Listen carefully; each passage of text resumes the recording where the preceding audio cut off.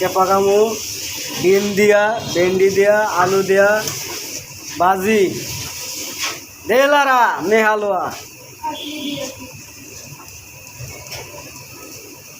এরপরে বেগুন দিয়া, মাছ দিয়া, হাঙ্কাস মাছের ঝোল আর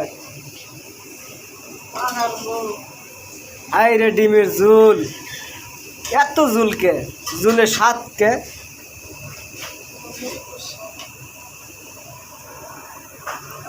একটু সিদ্ধ হওয়ার পরে ডিমটা তখন দিব আলু।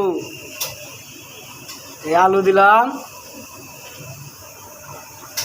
এই সামান্য একটু ভেন্ডি দিলাম, আবার একটু লাড়া দেই রসাটা উঠুক। নতুন পিছলা জাতীয় এটা আধুনিক খাবার,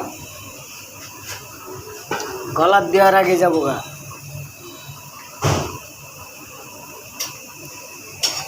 ভেন্ডি দিয়ে, আলু দিয়ে, ডিম দিয়া ভাজি।